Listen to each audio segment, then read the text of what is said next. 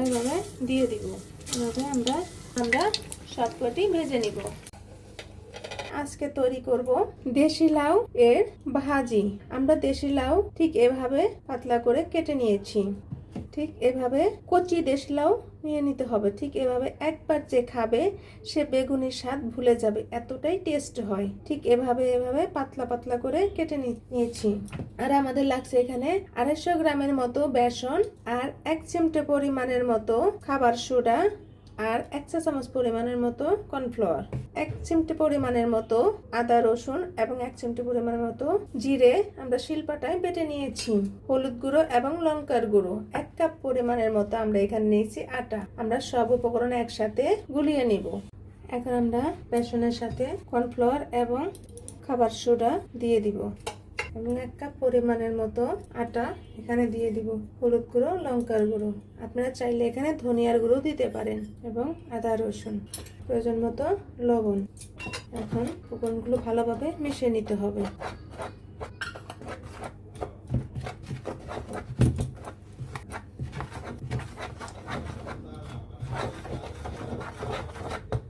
এখন নরমাল জল দিয়ে আস্তে আস্তে একটা ব্যাটার তৈরি করে নিতে হবে। দেখুন বন্ধুরা, ব্যাটারটা ঠিক এরকম ভারী হবে, পাতলা হলে ভালো হবে না। আমরা 10 মিনিটের মতো রেস্টে রেখে দিব। এখন আমরা ব্যাটারটা গুলিয়ে নিয়েছি রেস্টে রাখার পরে।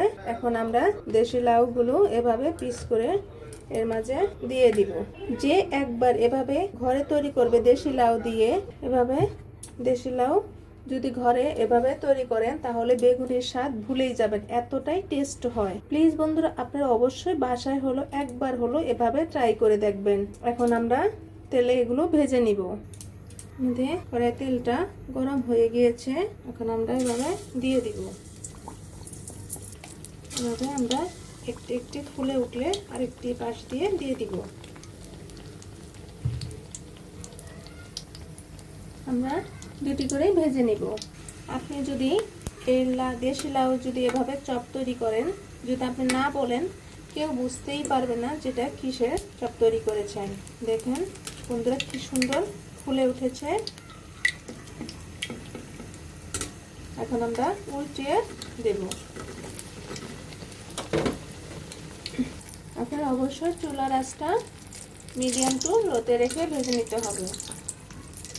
যদি চুলার আঁচটা বাড়িয়ে দেন তাহলে উপরটা পুড়ে যাবে এবং ভিতরটা কাঁচা রয়ে যাবে, সেটা ভালো লাগবে না। এভাবে আমরা বারবার উল্টে পাল্টিয়ে নেব। আমাদের ব্রাউন কালার চলে আসছে, এখন আমরা নামিয়ে নিব। দেখুন বন্ধুরা, এদের প্রত্যেকটি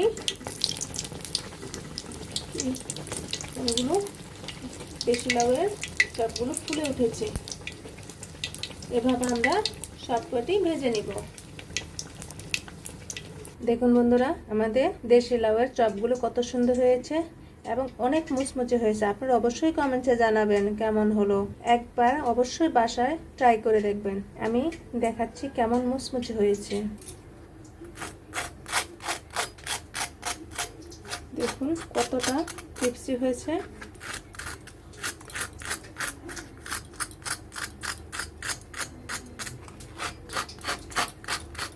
আপনারা অবশ্যই কমেন্টে জানাবেন। ভিডিও দেখার জন্য ধন্যবাদ। Thank you.